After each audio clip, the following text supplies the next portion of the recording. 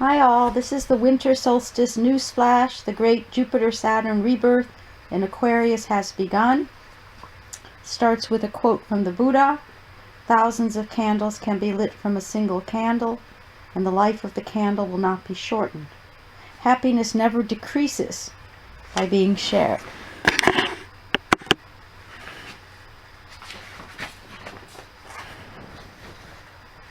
All right. Here we go. Every year we celebrate the winter solstice, the darkest day of the year, as the time when the light slowly but inexorably begins to return. This year we have a lot more to celebrate as Jupiter and Saturn align for the first time in over 600 years in Aquarius, exactly on the December 21st solstice. Adding to the rejoicing on this solstice, Jupiter and Saturn will create a Christmas star visually in the sky, as these planets have not been this closely aligned since the year 1226. So that's 800 years ago. This is one of the most auspicious planetary events we've had in the longest of times, as not only are conjunctions signifiers of beginnings, but this conjunction occurs in Aquarius at the mystical degree of 0, which connotes the potential for everything to be reborn out of this still pregnant point of emptiness. And a quote from RUMI that I just read today while I was typing this out. Dance when you're broken open. Dance if you've torn the bandage off. Dance in the middle of the fighting. Dance in your blood. Dance when you're perfectly free. One of the best ways to get a preview of what this momentous occasion will mean for us collectively is to review what happened in history the last time this great Jupiter-Saturn conjunction occurred in Aquarius in 1405. For the first 50 years of the 15th century is considered to be when the Renaissance truly began.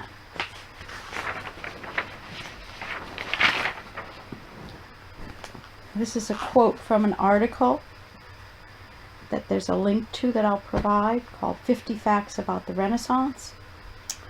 Quote, the Renaissance was associated with a wave of new artistic, scientific, and cultural achievements. The French word Renaissance literally means rebirth. The Renaissance was a fervent period that paved the way for the revival of European literature, philosophy, politics, culture, and art. This was an era of seeking the great, as global exploration opened up new lands, cultures, and possibilities for the European economy. Fact 1, the Renaissance was a period in European history from the 14th to 17th century. It served as the bridge that linked the Middle Ages with modern times. Fact 2, the Renaissance was regarded as a time of coming out of the dark. It was a period of rebirth for science, art, literature, education, and music in Europe. It was also a time when people in general lived a better life. Aquarius is ruled by trickster of awakening Uranus, who is considered the higher octave of Mercury, the ruler of the rational mind, analytical thinking, and communication. This means that Uranus, and thus Aquarius at its highest expression, functions beyond the scope of the left brain, receiving spontaneous transmissions through the higher mind and right brain from the imagination, dreams, visions, intuition, and lightning-fast downloads. And a quote from Albert Einstein. I didn't arrive at the fundamental laws of the universe through my rational mind. Accordingly, we can expect to see more and more entirely new inventions and innovations than ever before, especially through new medical, scientific, and technological discoveries. And going forward through 2021 and beyond, we can expect this new Renaissance rebirth to transform our human development to the next level of conscious evolution by accessing seemingly magical ways to connect, heal, and thrive in all the areas we need it most globally. Climate change, the pandemic, income inequality, and especially through developing revolutionary new ways for alleviating human suffering all over the planet.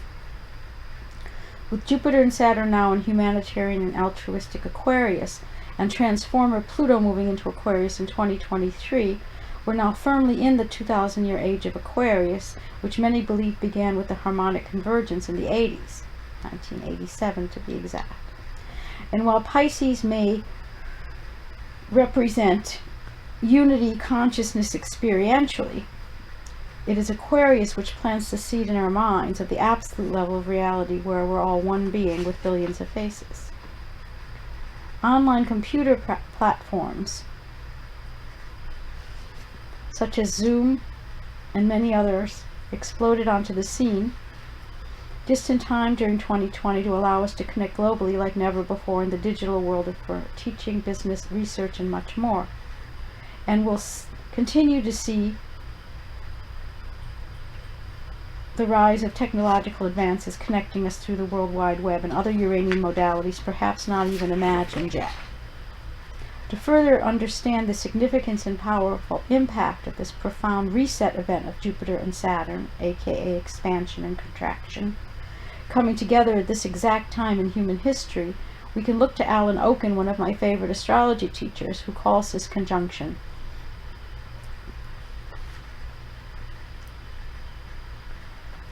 quote-unquote, the Cosmic Accordion.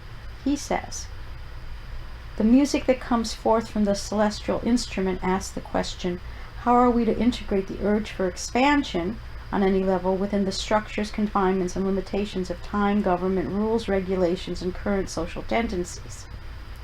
I think this has a lot to do with the systems that need to be created for the distribution of the anti-COVID-19 vaccines, not to mention the great opposition to them that will be expressed by certain social groups, unquote. The above quote reminds me to share my own personal view from a Taoist perspective about the COVID-19 vaccine, and that is that everything, including pharmaceutical drugs and Western medicine, is part of the divine or Tao. T-A-O. How could it not be so? Therefore, I've always been totally alright personally with taking drugs that I intuitively knew were right for me. This includes those that I wanted, such as birth control pills and bioidentical hormone replacement therapy, or needed, such as antibiotics and pain meds after surgery for my health and well-being, including tetanus and shingles vaccines, among many others throughout my life. For where would we be in terms of worldwide global suffering without vaccines for smallpox, polio, and the like? And here's a link for 12 vaccines that saved the most lives, which will blow your mind. Since mind is always the builder of our personal reality, I choose to focus and feed the power of my mind to only having positive effects from any medicine or drug that I allow into my system, and thus have rarely had any major long-term negative side effects. I would mention that since I'm uber sensitive to everything being clean and sober since 1982, I limit any pharmaceutical drug use to being the absolute last resort,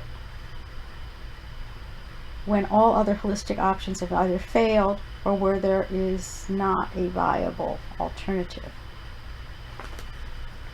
I've also worked with some clients, mostly in alternative healing fields, who are adamantly against vaccines and pharmaceutical drugs under any circumstances. That is, until they or their loved ones, especially their children, are in such dire straits physically, mentally, and or emotionally that nothing less than taking drugs will help cure what ails them.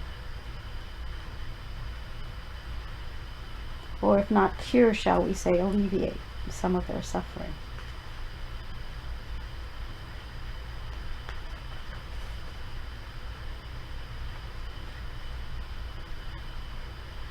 So it helps up front if we can do the inner work to release limiting beliefs about the divine nature of all creation and the flow, aka the Tao, and thus short-circuit mentally projecting any fears and judgments or negative side effects into circumstances which could cause us needless anxiety over decisions most of us will need to make over the next year or two re the vaccine question.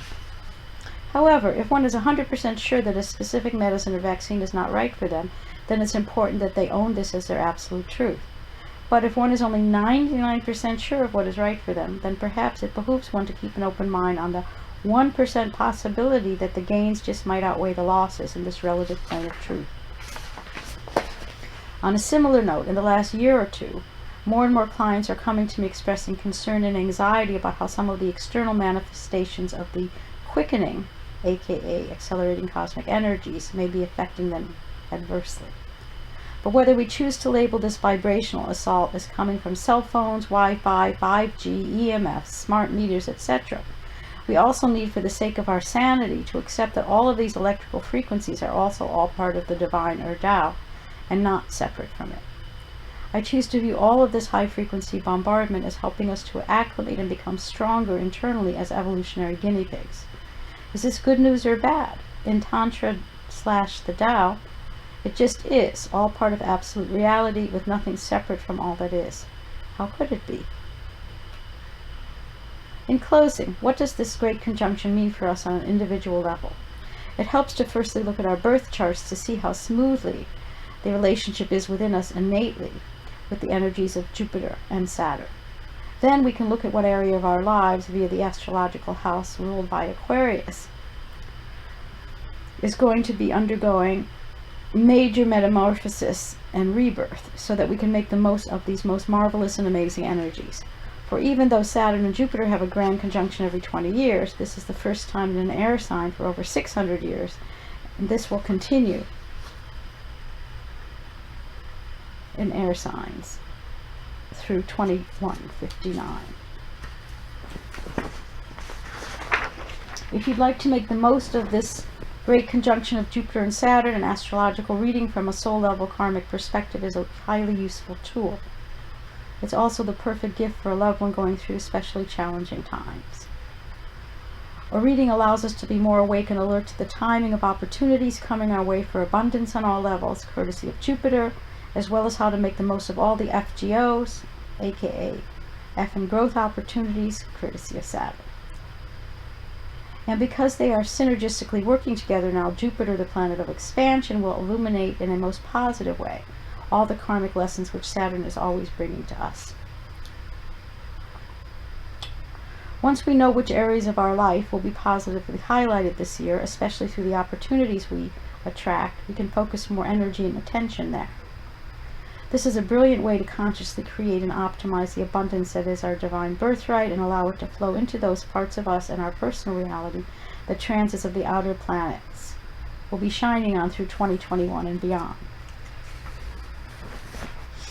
And finally, over a year ago, I wrote, quote, "Well, the negative side of Saturn-Pluto transits is about as bad as it gets in terms of abuses of power and corruption at the highest levels.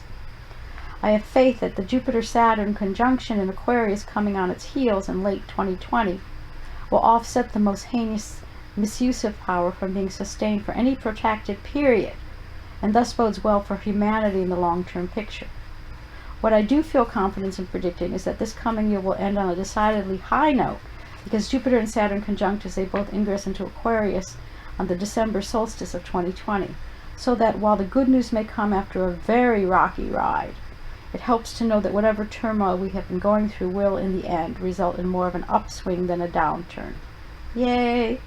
Unquote. And so it is. Wishing us all a fruitful personal rebirth, wishing us all faith in the flow of life, as always perfect in the divine plan for each of us, ever mindful that divine orderly chaos is the irreplaceable wildcard component intrinsically woven into the tapestry of the Tao. And the closing quote by Joseph Campbell, "The cave you fear to enter holds the treasure you seek." Hope you enjoyed. Thanks all. Bye.